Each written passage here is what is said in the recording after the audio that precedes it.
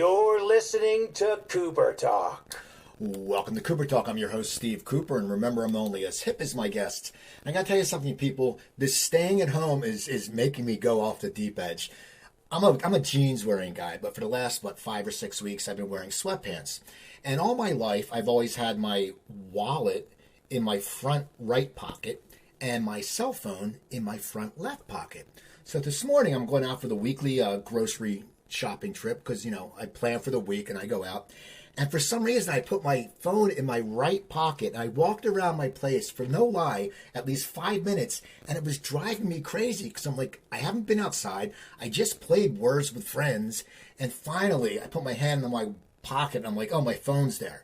I'm losing it. Anyway, we have a great show today. My guest is such a talented actor. He's a director. He started the legendary Steppenwolf, one of the starters of the legendary Steppenwolf Theatre Company in Chicago. And he's been mentioned by 3 guests that have referred to him. And one was D.B. Sweeney, one was Chris Bauer, and one was Layla Robbins. And that's some really talented people to talking kudos to this gentleman. And that's how talented he is. And my guest is Terry Kinney. How you doing, Terry? Hey, I'm fine. Thanks for having me. No problem. So how are you dealing with the whole stay at home? Are you going a little stir crazy? Well, yes. I mean, I'm in Brooklyn, which is sort of in the epicenter of the crisis, and even going out for short walks can feel kind of perilous. I'm lucky enough to have a small back area that I can hang out in. I compete with the bees, for the space, but yeah, I'm occupying my time like everybody else by catching up on everybody else's art. I watch a lot of Netflix movies and documentaries, and I'm reading and trying to take care of my 16-year-old son. It's all good. It's a reset, and we probably needed one, but we just didn't know it. Well, you know what I like about it, in all honesty, is, I always like to cook at home for me and my wife. But now it's like, people are finally, I'm 10 years younger than you, so our generation wasn't going to McDonald's all the time. Kids are so used to it that now they're actually getting homemade meals, and they're probably loving it, and before they probably thought, oh, that's awful. Absolutely, yes. I found myself getting far more creative in that respect, and my son is a good judge. If he finishes it, I know I've done well. But yeah, I've been cooking good stuff, and we're supporting our restaurants by ordering takeout and trying to be careful with the packages as we bring them into the house, etc. But so we still have great restaurants in the vicinity to draw from in the takeout work. Now, you're staying at home, but you said, and I talked to you briefly on Facebook last week. You said you were judging a film festival. How does that work? And how does it work when you're judging from a remote place? Well, I've been asked for some years to do the Tribeca Festival. I've got a really good relationship with those folks, and I've had films appear there. So I've tried and never could find the time with my work schedule. And this year, I got cleared before the outbreak. I've been working on a Netflix series, and they cleared me for the 2-week period that was going to be the festival itself, when I would be, needing to be there with the other judges. So that was all in place when this happened. So this became, they rebooted, and it became the first online festival in New York, at least. It was a very interesting process, and it was a very difficult process, because you're not watching in a theater with other people, influencing the cathartic effects, whether or not it's funny, etc. It's just you and your screen. And I found it challenging, and I found myself watching everything a couple of times in order to give it a fair shake. Now, how would you classify yourself as a judge? Because you've done so much great work, and you have a background in theater and just all that. How is it harder for you to judge someone who's doing a really good acting job because you are a very good actor? That's a really good question. I would be the last to know, but as a director, I think I look for certain quality in an actor, a freedom, a boldness, and that, just comes with their persona. So, I look for the same things here. I react like everybody else when I'm watching a movie. Something hits me, something gets to me, something reminds me of my childhood. I find something inordinately funny. I just respond as an audience member for the most part. And then the judging part, that's the difficult part for me because I tend to watch movies in a way that I want to take all the positive elements that I can with me. And the stuff that I don't like, I tend to leave behind. Here I had to evaluate, score things. And I'm no fan of criticism. I'm outspoken, not a fan of criticism. And so I found it difficult when we started doing the deliberations because it felt like, somebody has to lose. Right. That's not okay. But I did have my favorites, and I had compromises I had to make with other people's favorites. So it was good to listen. It was good to collaborate. And like making art, the judging became a process where different sensibilities came together to kind of pick the winners. Now, at what age did you start getting interested in acting? Was it something that you started at a very young age or high school, or when did you start? I didn't do a lot in high school. I was mostly cross country and track runner, and trained quite a bit to do that. So I did that for my first 3 years of high school. My junior year, I believe it was, I tried out, because I was in a choir. I had quite a high voice, singing voice, and I was in a rock band. And I sort of got recruited, and then I tried out for the musical. I didn't get a very big part, but I kind of got around the theater group, and I got the bug. So my senior year, in earnest, I started doing speech team and a few plays, and a musical and a regular play, and then went to Illinois State as a psychology major. I was trying to go to the University of Illinois, and for various reasons, I just couldn't. So I ended up at Illinois State as a psychology major, and my roommate, who was in the theater department, said, "Hey, they're giving out tuition waivers. You just got to do a 2-minute audition." I did it on a dare, and I only remembered half a speech, and then improv the rest, kicked a chair across the stage at the end of it because I was pissed at myself. And they said, "Young man, you have the capacity for emotion." And they gave me a tuition waiver, and I said, "Well, okay, more fool you." But then this incredible faculty, this incredible student body that I locked into at Illinois State University. Unbelievable array of talent there when I got there. Judith Ivey and, eventually Laurie Metcalf and Jeff Perry and John Malkovich, and the list goes on. The Steppenwolf Theatre basically came out of there. So when did you decide to start the Steppenwolf Theatre Company? Is when you were just getting out of college, or had you been acclimating into the Chicago scene for a while? I was finishing my junior. I was in my junior year of college, and in came I guess it was my sophomore year of college. In came a new freshman who I just immediately zoned in on friendship-wise. I was just like, I want to know this kid. He seems so smart. He's very weird and intellectual and quirky. It was Jeff Perry, and we started hanging out nonstop and talking about projects. And he had this incredible freedom at Illinois State to create in this sort of black box space on weekends. Just non-stop. You could just put up a one act and show it to people, and it was a lot of freedom as young actors. So Jeff said, "Would you like to come to Highland Park with a friend of mine who was Terry Kinney?" And I hadn't met him. And I said, "Where will I stay?" And he said, "Will you stay in my basement?" My parents, I told them, and they're okay with it.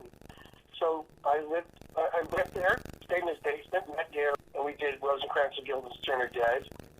And we pledged after that production that we would go draft other actors, as many as we could bring back for when we graduated.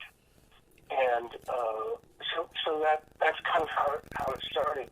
We tried to get a lot of actors to come up there and join this ensemble, but we eventually were 9.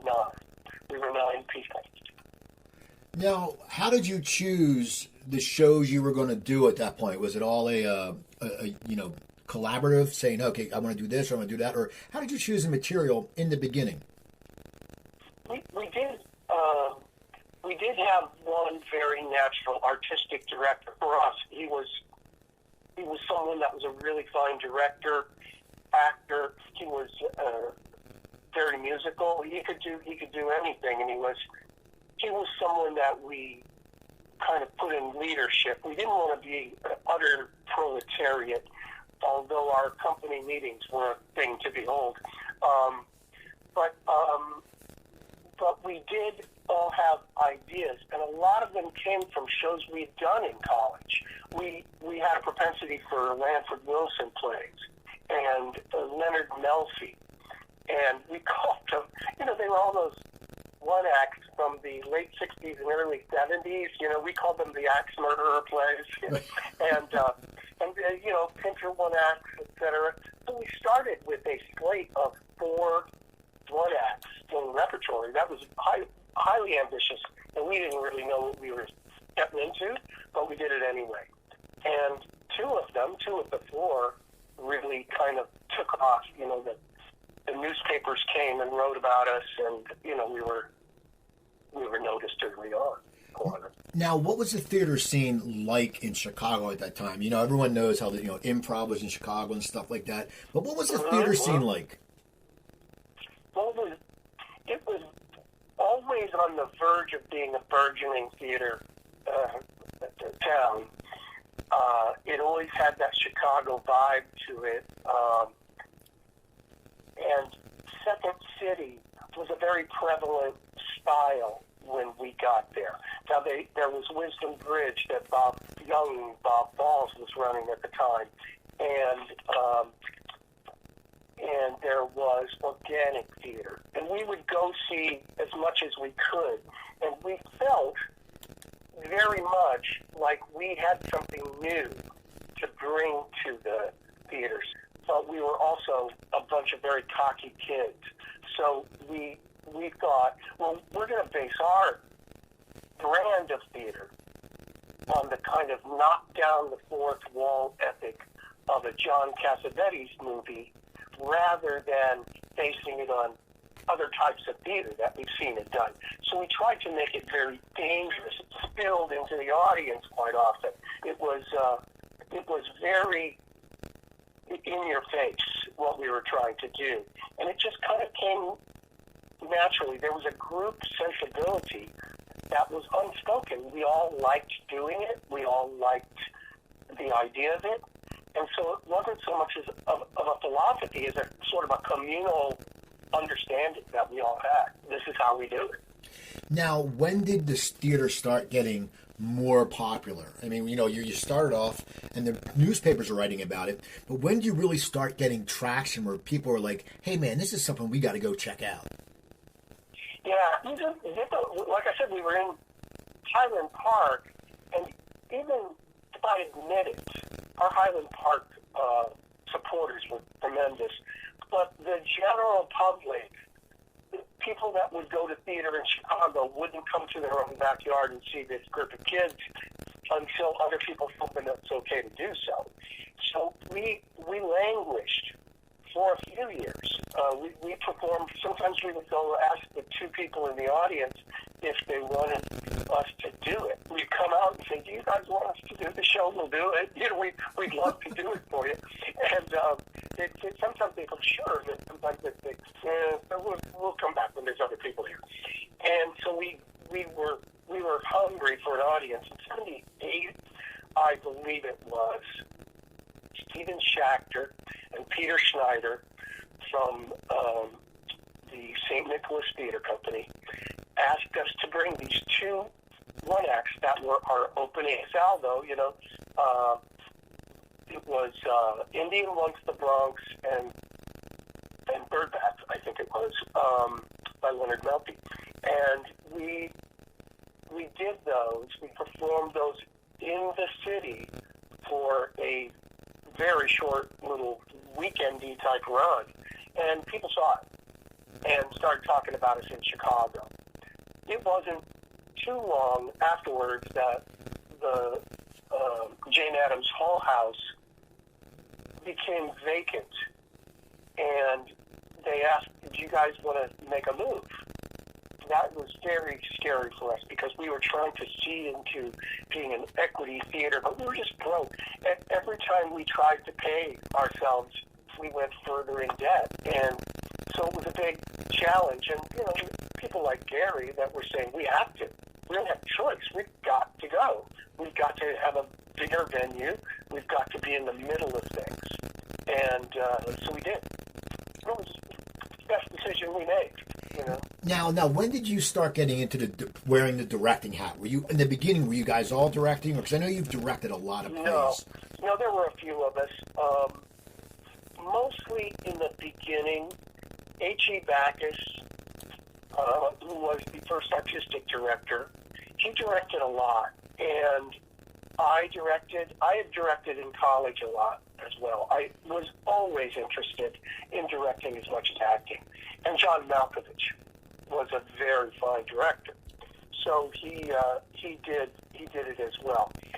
Other than that, people would dabble, and they weren't really directors at heart. It was after we got to Jane Addams Hall House that Gary said, and we were all very surprised that Gary wanted to direct. He just did not seem like a guy that was going to direct, which is funny to say now because he became our best director. But he asked us to do a midnight play of a crazy Sam Shepard piece called Action. And we did it at midnight, and we got this, it was so unique that we got this cult audience that would dress like the characters and come every week. It was sort of like the Rocky Horror, and Gary just sort of took off after that, started directing more and more, became artistic director after a while, and came into his own as well. But yeah, it was always, it's a company of highly talented, highly intelligent equals, but the decision-making always came from a few. We weren't a true proletariat. We let democracy go so far and no further. We wanted someone to be in charge. We wanted there to be a vision, overriding vision. Now, as the you're all doing this, you're getting acclaim now. You're acting, you have it going. The theater's doing okay.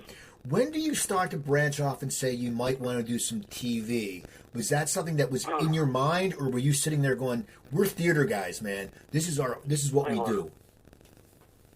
Yeah, we were theater guys. We loved movies. Going into starting the theater, it was movies that we talked about when we first started fashioning our style in our heads. We would talk about these movies that Gary and Jeff and I all loved, and it was Scarecrow, with Pacino and Hackman. God, we loved that movie and saw it over and over. We saw Woman Under the Influence, the Cassavetes film, and films like that were just so raw, those sensibilities. So we didn't have aspirations to go out and be movie stars or television stars. But the first thing that really happened there was Robert Altman came to town in 1978 while we were still in Highland Park, and he heard about us. And he said, I want the whole company to come in and one at a time interview with me for parts, because I hear they're great. So we all went in. It was funny because I wore a three-piece suit. I thought you were supposed to, to go in for an interview like that. And I thought, I'm going to get a part, Malkovich, he was all dressed up like an English schoolboy. And we all came in there, and then Jeff shows up late. Jeff Perry shows up sort of late. He worked at a place called Egg Rolls, etc., at the Northbrook Court Mall. And he had lettuce all over him and stains, and his hair was disheveled. And I said, what are you doing, man? What the hell are you trying to do? We're trying to represent us here. And he was like, oh, sorry. And so they call us in one at a time, and we're in there maybe 3 to 5 minutes. Oh, yeah. Do you want to maybe you'll be involved in a non-speaking role, or we'll see what we got, And we come out and go, I don't know if I got anything. And then Jeff goes in. He's in there for 45 minutes in his lettucey T-shirt, and he got the part. He got a part. So Malkovich and one other guy, Tim Evans, and I came on as sort of regular extras. We were there every day of the filming. And it worked out because they all shot in the daytime, and we did our theater at night, and Altman accommodated us. And Jeff had a really nice part. He went on to do some other movies with Alan Rudolph, who was, the protege of Altman. And so he was getting his feet wet without leaving us, per se. He kept saying, no, this is where I belong. If it's going to conflict with the play, I'm not doing it. He turned down a couple of movies because of it. And then True West went to New York. And, as you might have heard, it was kind of a phenomenon. It was beyond anything that any of us had in mind. We were very mixed about it going. Gary was our artistic director, and we were going to lose him for a long time. John was essential to our, group. So we didn't like them going to New York very much. Many of us were very much against it. And yet they brought this international fame to the name Steppenwolf, and then John just started getting movie after movie after movie. Now, it wasn't long after that we all started heading toward New York. We'd bring a play, and we'd stay. Now it's funny. Now, I have I'm a Miami Vice fan. I interviewed Sandra Santiago about 6 months ago, and I started watching all the old Miami Vices, and I saw you in one. Now, was that one of your first bigger TV spots? Because you had a very big part. Was that one of your first bigger? That's one of your early TV spots, right? Yes. Oh, yeah. It might have been my first. I had this champion in a casting director named Bonnie Timmerman, and she cast for Michael Mann. And he listened to her, So she just said, you got to cast this guy. And I did get a good part. I was a fish out of water. I didn't know what I was doing. I was in a shiny suit, and I was too young to be playing a DA, but I was playing one. And it was really great to be in Miami, and they were so fancy, those guys. I just did, I didn't know how to talk to them. And, so I did it. I don't remember much about it, but Bonnie Timmerman, also then put me in Last of the Mohicans of Michael's. So yeah, you get champions in this business once in a while, and they tend to make careers. Now, what was your career like as you're starting to work more on TV? I know you were in a few episodes of 30-something, and you other TV shows. What is that like when you're trying to balance the theater? I mean, was the theater on hold for right then for you personally?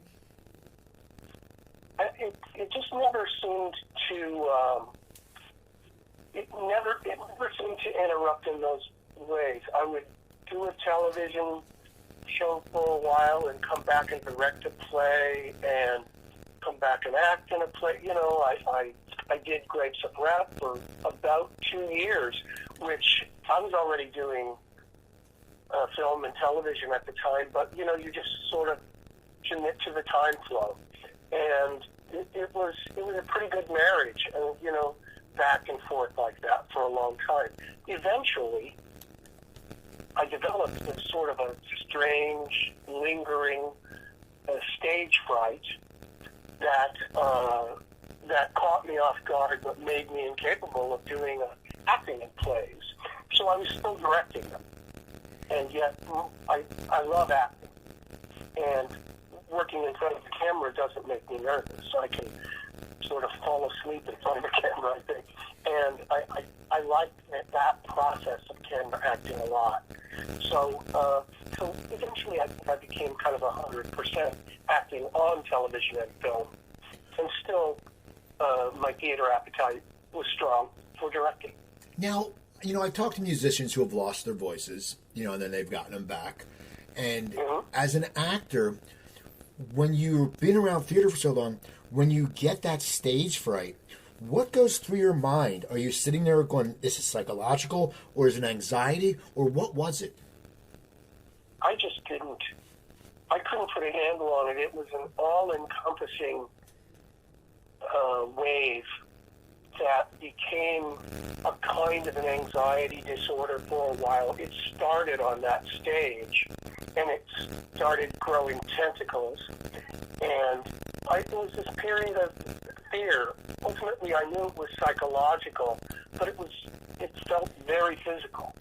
And to even do a reading, like a staged reading, or read for just a few people, like in my theater company, like to this day, it creates the feeling of the anxiety. It's not as intense, and it's not as chronic, but it's certainly something that still has a grip. So the source of it was, I believe, years and years of living it, just living it to the hilt and giving over my entire persona, my entire psychology to creating these portraits of other people. And, you know, I got into a dangerous role. That's what drove me off of the stage. It was a very disturbed, very interior person. And I had to go there quickly because I was replacing someone. And I think it drove me a little bananas. Yeah, so yeah, psychological, of course, but it's also, you know, it feels like the flu.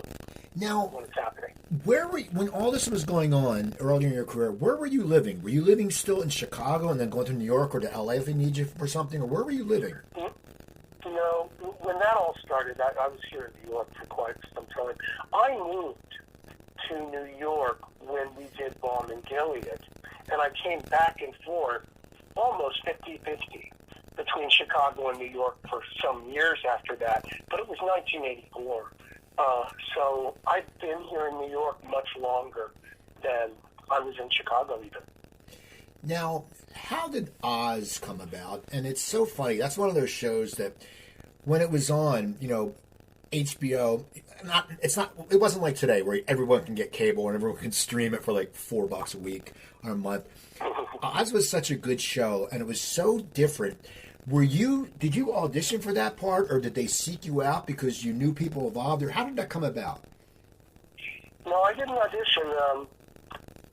I did an episode of Homicide a couple of years before that, and Tom Fontana was running the show, and it was supposed to be a very special episode, like aired on a very special night. I don't know what the situation was, but it was a part of an NSA. I'm sorry, a map maker who may or may not have murdered his father, and quite frankly, it was indecipherable. The script was indecipherable. My performance was like reflective of how indecipherable.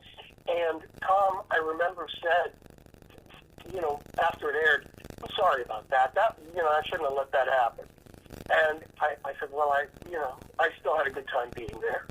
And I let it go. And then when he called me into his office one day and he said, I'm doing a 15-minute presentation for HBO of the first dramatic series ever on cable.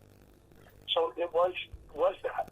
And I said, oh, well, 15 minutes? And he said, yeah, we're going to film it over 3 or 4 days in Baltimore. And he said, you, and there was there were other people that didn't make it to the series. So I won't name them, but they were great. They were great actors. And so we did it, and it was, I couldn't believe just how brutal it was. For even that 15 minutes, it was non-stop gore and just sickening stuff. And I said, it's never gonna make it. And time passed, and he called me and said, it's going to be completely different than what we did, but I want you to be in it, playing the same guy, and then we'll figure it out from there. So that's how it started. I was the only guy, besides someone that was killed in that 15-minute thing, that came back to do the actual series.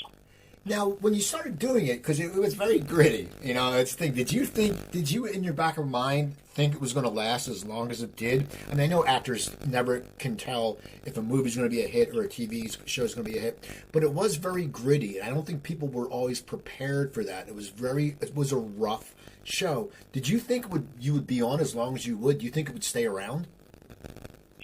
I wasn't clear on that. I was just very clear that the sort of biblical proportions of it that Tom was 100% responsible for was so special, and that the cast believed in it and in each other.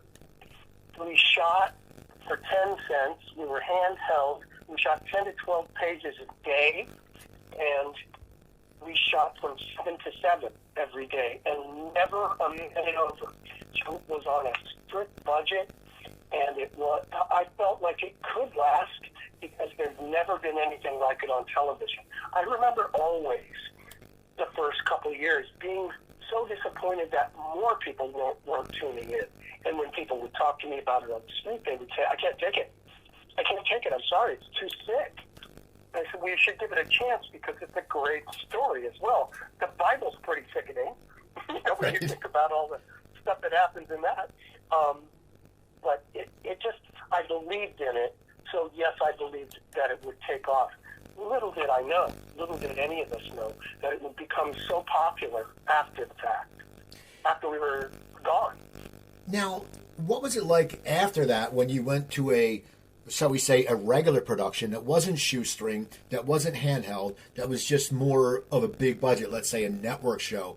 Did you feel a little out of place because you're probably so used to the shooting that you were going through? Yeah, to this day, I directed odds as well, and I loved doing it, and I was very confident with my colleagues, very confident with Tom, and we've stayed that way. We still consider ourselves artistic partners, and we look for new things to do together. But once I went into a place with a dolly and the camera was mounted, on sticks or on the dolly, and everything was smooth, and everything was super slow, and you're doing multiple takes, and the lighting setups are taking 45 minutes to an hour. I had very little patience for that. And that sort of remained. It's not that I don't like a smoother, beautiful shooting style. I do like it. I know how to act in that environment, but I think I would lose patience as a director there. I worked, however, last year on a feature with Peter Berg, and boy, did it take me back to Oz. I mean, he was never on Oz. He never directed us on Oz, but it sure felt like he did. He does a very similar thing. He'll take a 6-page scene, and you're out of the room in an hour and a half. Yeah, I love his movie, Very Bad Things.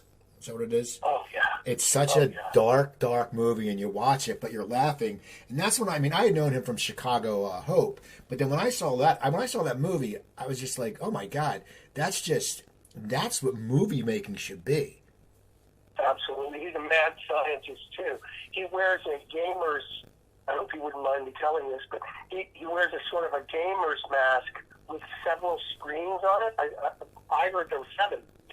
He's got 4 handheld cameras positioned in the room to try not to get in each other's way and get each other in the shot. He's got, therefore, a lot of very natural lighting. And he shouts orders over a speaker with a microphone from the monitors. So it's like he's a mad dictator while you're working, shouting, do it again, say it faster, say that now, ad lib, now, and, if you can do it, and I found myself, I think because of Steppenwolf, I found the playing, like switch it up, be angrier, be this, be that, taking that kind of direction in a rapid fire fashion like that, I found it exhilarating. And so, yeah, it just felt so renewing, and I kept thinking, how does this not happen all the time? How it's got to. We could move faster. We really could, and sometimes I think we should. Now, as an actor who has directed, even though it was a lot of it was theater, and you did a few things of Oz, how do you relate to a director when you're on set? Do you understand them more because you know what they're going through? Or do you just sit there and say, okay, today I'm an actor, I'm not directing a play? I don't ever, I don't put my director's cap on when I act. I love acting in and of itself. I like being directed a lot. I like being told things. I like being given tasks. Do it this way, do it that way. The only thing I don't like, those things I don't like as an actor more than as a director. I don't like being told, this guy is this way. Those kind of generalized, resulty notes. And quite often, you'll get in television, not overly often, but once in a while, you'll get shooters. They were a former DP or doc maker, that, bless them. They've got a skill set. But acting is not their métier, so they tend to want to make it so. And I think if people like that let you do your thing, it's much better. Just like, do it again. If they didn't like it, just do it again. As opposed to false direction, the kind of like, I get the impression this guy's an angry guy, so maybe you should try it angrier. Well, I get lost. When someone does that, I do bristle.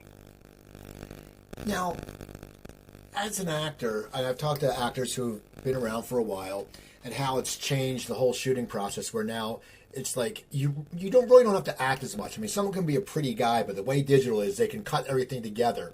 Is that harder for you because you're a trained theater guy, and you've directed it and acted in theater, and you know that you have to nail it, man. You can't just sit there and go 2 minutes and then go, oh shit, I screwed up. How is that for you? Yeah. You must go crazy on the set sometimes. I do like the freedom of multiple, of being able to go back and do it again. I do like that. It's not, it is cut and paste a little bit. It It doesn't have the form of the long form, theater where your chops just have to, be in like if it was a film, you'd be in a long shot all the time. That's where you get your the length and breadth of your skill set. So yes, I know about it. I think I still have it, but I don't mind. I don't mind someone that can just sort of create on the spot, and they're not, in general, they're not someone that could transfer to the stage. They are just purely it's the way their face looks. It's some irregularity. It's some quirk in their being. I don't mind that stuff. It doesn't bother me at all. But yeah, when I see that skill set and get to experience it, it's noticeable. I just watched. I don't know if I'm so late to the game. This quarantine was a blessing in one way, is that I sat down and I started watching all of these series that my daughter, who's a complete aficionado of binging series, she said, "You've got to see Mindhunter. You've got to see it. Why haven't you seen it?" And I just don't watch stuff while I'm working. I just don't do it. And I did. I watched, in 2 days, I watched both seasons. And there was an actor. Did you see it? No, my wife, it's so funny about when it came out, a friend of mine, Peter Murnick, was on a few episodes in the first season. And my wife, like I said, we got to watch this. And she goes, okay. And she kept pushing it off. So then, like, about 8 months ago, I come home one day and I'm like, what are you watching? And she's like, Mindhunter. And I was like, I waited to watch it. She loved it. I do have to go back and watch it because she said it was just so good. Oh, it's ridiculously good. It's form changing, and head and shoulders above so much that I've seen. But there's a particular performance by an actor named Cameron Britton, and I don't tend to. I love rock musicians, and if I'm going to be a fan, it's of baseball players, it's of rock stars, not other actors. This doesn't happen. And this guy goes places that for instance, and I'm not giving you any spoilers because you need to see it. He has a scene that I had to. It was probably midnight. I was alone in my kitchen watching it on a computer, and I had to turn it off and go outside for a minute because it was so good. It was so intense, and it was so disturbing that I knew I wasn't going to be able to continue if I didn't take a break. She's that good. It is rife with those kind of performances. That show is, I don't know, David Fincher. He's got some sort of special sauce. Now, you've been involved with a bunch of series. What is it like when you seem like you constantly work? Or do you get pretty much offers now, or are you still going into the audition process? How does it work for you? I think at this point, I'm a fairly old guy. I get a lot of offers. I try to work out of just offers, but if there's something that I know is coming that I am wild to do, and that they're not going to let anybody in without an audition, and there are those projects. I just did one. I just did a movie, a Denzel Washington movie called Little Things. And when they said, they want you to self-tape at home, but the thing is, everybody is. Oh, Chris Bauer was in that, by the way. So, I said, I'm not going to, this is not my strong suit, but I did it and I got in. So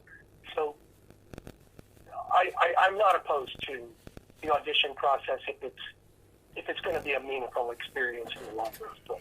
Now, what's your take? Because you don't audition a lot anymore, but a lot of the actors have been around for a while.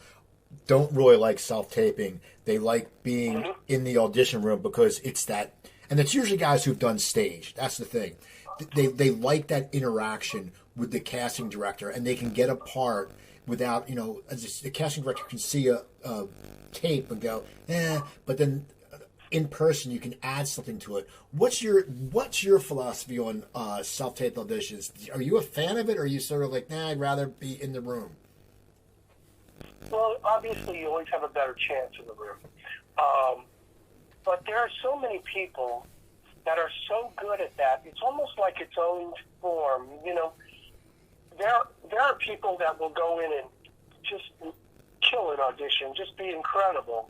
And then they'll show up to the set, and they will do exactly what they did, and they're not really capable of switching it at all.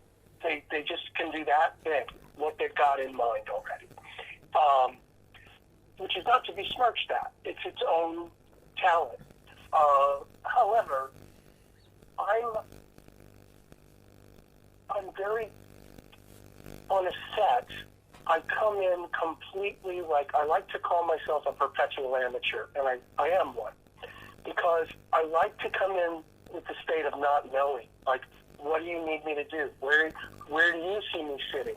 What do you think this the tension is between us, and why? And I like to have it all happen in the room. So you would think I'd like that in the audition process. Audition processes don't work that way.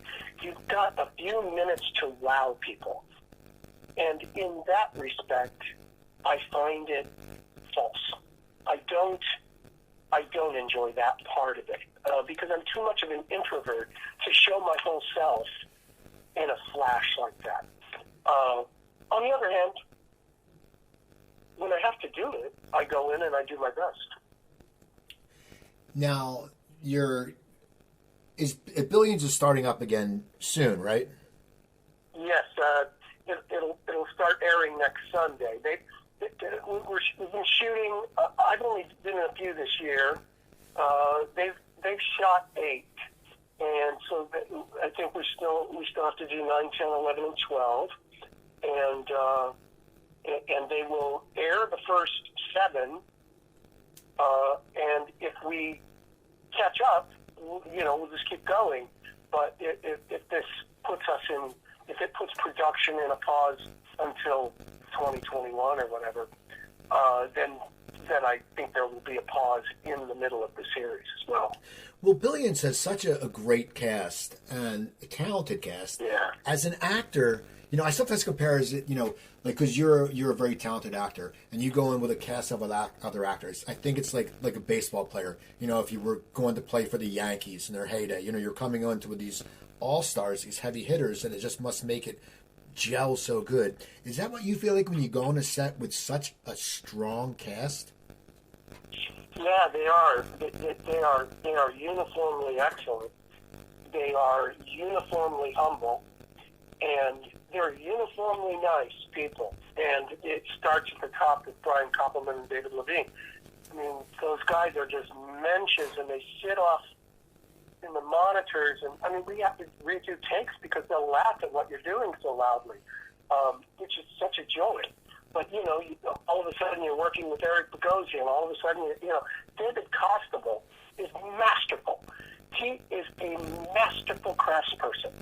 Maggie Sipp and I did a play together in the off season. We're close. We're all pretty close. So it's a pleasure. It's not intimidating, but it's certainly a real pleasure to know that you've got to come prepared. If you come in not knowing your lines or whatever, they'll eat you alive. I mean, they'll just make fun of you, first of all. But they will definitely, they're not waiting around for you. So you just know that. You go in, be ready to do something that you've, prepared a lot to do. Now, you said earlier in the beginning of the interview you were working on something on Netflix. Was that Inventing Anna? Yes, it is, yes. Well, it's funny because I was looking at your resume. I looked up what Inventing Anna was, and I actually saw that. I love that show. One of my guilty pleasures is American Greed. and they did an episode about her, and it was a fascinating story. How far into that series did you guys get? Well, they are shooting it out of sequence in blocks of 2 episodes. So it's impossible to say how far we got, because it's a very long shoot. And each block is a very long shooting period. So, we've done probably 4.5 of the episodes or something like that. I would be the last to know. They call you in after sometimes a month and a half. And we have all one location, our characters. It's Jeff Barry. Luckily, I'm working with Jeff and Anna DeVere Smith as these sort of senior writers that are, banished to the back of the office, but then we become important to something in the main story. And ultimately, to have one location like that, you tend to shoot it out. So when we shoot in chunks, but it is a completely all over the map production. They shoot in the studio, they shoot in locations, they're going to other countries, and it's big. It's a big, giant production. I think it's going to take a long time to finish. Now, as someone who's done both the theater and TV and movies, how do you think that, because of the coronavirus and this whole thing, how do you think those industries will change? Do you think that it will take a while for a theater to come back because of the distancing? And do you think, like movies with the sets, how as a professional who's been in the business, has done everything in it, acting, and you've directed, how do you think it's going to come back, and how do you think it will change? I think gathering in large venues is trouble. It's a big question. How will stadium concerts happen? Again, as much as the president keeps saying, well, that's the American way, and that's what we're going to do. Until it's safe, there's absolutely no way to return to it.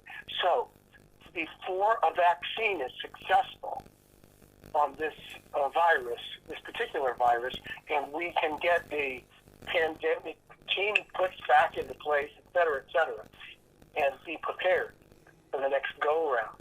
Be prepared with enough, equipment. We're not going to return to normal. In South Korea, they started going back to the theater, as you know, and they were taking everybody's temperature as they came in. Well, that's step 1. Social distancing, so every other seat, and then no one in back of you, they stagger those as well. I think that will probably be a way. So they're reducing their revenue that way. They're going to have to reduce expenditure because of it. But even that world of a revised version of gathering with social distancing is way out from right now. We'd love to believe that it could come back in the summer when the curve goes down further. But it's not going to happen that way, because it'll come back. It'll come back twice as strong unless we eradicate it through changing our ways completely. So yeah, I think there's greater minds than mine working on it. I hope so. But I do know that it will involve making sure, a test of some kind before you can enter the theater as an audience member or as an actor. It is crazy because I live in New Jersey, but I live right outside Philadelphia, and New Jersey has gotten it really bad. And it's just funny how the different views, of people in New Jersey, we know, I live, I said 10 minutes from Philadelphia, and it's just funny how different people in New Jersey and New York are taking it so much more serious because we're smaller states, but we have huge numbers. And it's sad for the fact, like you said, with concerts, because I had all these tickets to good concerts this summer. And I'm like, I can't go see Chicago with Rick Springfield. I can't go this. And I'm like, oh. So, anyway. Devastating. It's devastating that, I mean, I go to theater and I see, especially things that I usually will know somebody in the play because it's expensive to see. But I go to concerts all the time. Music is very important to me. And so to not be able to go see a live band in a big room, well, I mean, that's not life to me. I know. It's a very, very bleak outer space version of existence. Now, I'm going to ask you before we wrap up. You said you usually aren't fans of actors. You're fans of musicians. Who are some of the musicians you're fans of? Right now, my favorite. I love Tom York. I love Tom York and Radiohead. I like him in his own act as well. I love Damon Albarn and the Gorillaz. I like Waxahachie. She's a great singer. I like Y Oak, another two-person band that is just amazing. But of course, I like, as I'm an older guy, I have my stuff I grew up with. I grew up with Hendrix and stuff like that. But I just I try to stay very current with especially the independent music scene. So I go to see bands that I hear on like XMU, and I try to listen to the stations like that and go see those people play. And sometimes you just get really rewarded for it. You hear a band, and I say, I'm going to see a band called Off from Montreal. And they say, who? My friends just go, who? and and they're spectacular. There's so many but the great band for me, I did a concert with my partner colleague, Rebecca Habel, where we went to BAM in the Opera House for 2 nights in the Next Wave Festival, and I basically wrote a visual story that we had a graphic artist draw onto film, and a projection artist animated it, and we had an incredible lighting designer, Ben Stanton, that designed an incredible light show around it, and spanned other lives out of Oklahoma, but now in Portland. And they just came out with a new album, and don't miss it. They are really special, and not enough people know about them. The first time I saw them, they backed up Radiohead, and that's how I first saw them, and then I started following them. We were lucky enough to get them to collaborate with us for a very long time on this concert. It's 2 nights, and it was really something. It was very special. Well, that's awesome, man, Terry. I got to tell you, thank you so much for being a guest today. I am a fan of your work, and as I said, you've been mentioned. I believe you helped Chris Bauer a lot. You said you sort of helped him reinvent himself, and I know you had directed Layla Robbins in something. She had mentioned that when she was doing some Streetcar with Gary Sinise and Kate Irby and John Riley. Right. So it's amazing. You have such a connection to the business. Now I know you're on Twitter. Do you tweet a lot? Yes, I do. I find that I'm sadly I don't tend to tweet about any self promotion. Every once in a while, I suppose, but I don't tweet about the arts enough. I'm usually trolling Donald Trump. I go after him a lot, and I of course take the heat from his followers as well. But yeah, that's why I tweet. And now is it at Terry Kinney?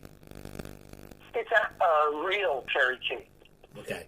Okay, well, anyway, people, go check out Terry's work, man. Just go Google him, and go look at that Miami Vice. He's got sort of like the long hair in the back and the glasses. Oh, my God. The shiny sharkskin suit. And it's great, people. So right. go check out Terry's work. Go follow him on Twitter, @Real Terry Kinney. Follow me on Twitter. It's @Cooper Talk.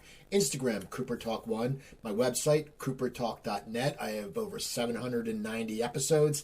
Email me, Cooper at coopertalk.net. And do me a favor, I just started a page on Facebook. Well, I had one, but I never paid attention to it, under Cooper Talk Radio. Go and like it. So once again, I'm Steve Cooper. I'm only as hip as my guests. Don't forget, drink your water, eat your vegetables, take your vitamins, and I'll talk to you guys next time.